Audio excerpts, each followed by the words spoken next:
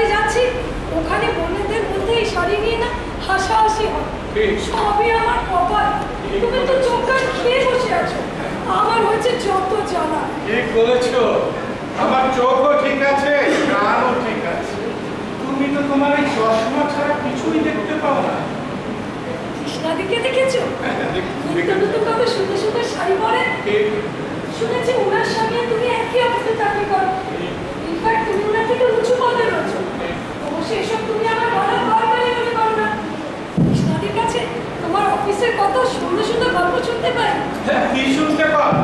এই যেমন তোমার অফিসের বড় বড় অফিসাররা কাজে ফাঁকি দিয়ে অফিসে গাড়ি করে স্ত্রীদের নিয়ে নানান জায়গায় বেড়াতে যায়। কত লোক ওদের বাড়িতে সুন্দর সুন্দর উপহার, খেলনা ও বাচ্চাদের জন্য মিষ্টি নিয়ে আসে। তারপর আর কি, তুমি সবসময় তোমার কাজ নিয়ে মগ্ন হয়ে থাকো। বর্ষার টাইম তোমার একটু বেশি পছন্দ করে, অন্যরা একটু বেশি সুবিধা করে, ওই আর কি। এতে দোষের কি আছে? সবই আমার কপাল। আমার দিদিরা সব বিদেশে থাকে, ওদের পোশাক আশাক দেখলে তো আমার ইনফিনিটি কমপ্লেক্স তৈরি হয়।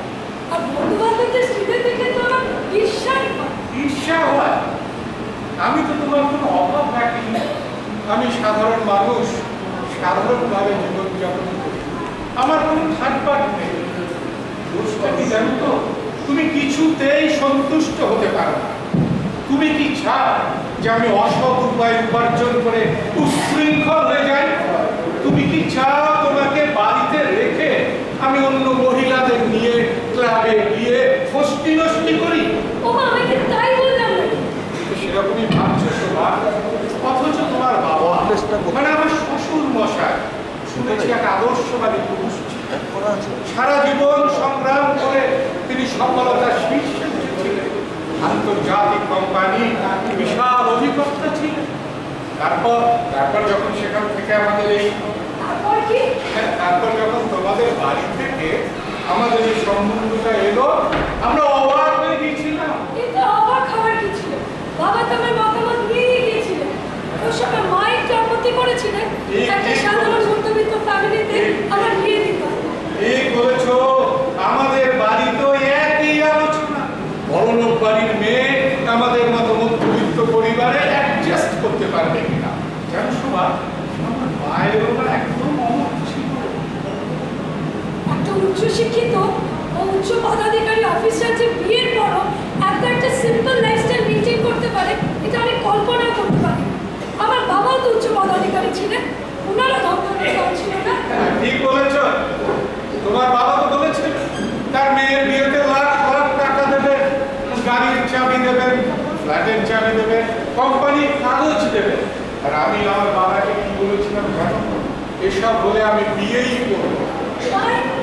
তাই বিয়ের আগে বাবার কাছে তোমার তো প্রশংসা শুনতে পেতাম।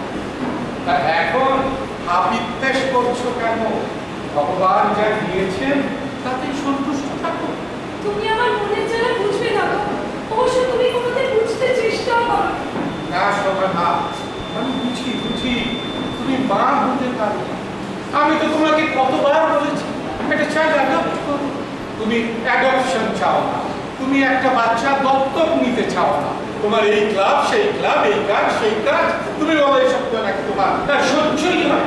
আমি তো তোমায় বহুবার বলেছি আমার এসব একদমই সহ্য হয়। আমি নানা সংস্থা ক্লাবটাও নিয়ে বেশ ভালোই আছি। তুমি ক্লাব নিয়ে ভালো আছো, নাচ গানা সব নিয়ে ভালো আছো। তুমি কি কখনো আমার কথা ভাবার প্রয়োজন বোধ করেছো? কেন? তোমার আবার কি হলো?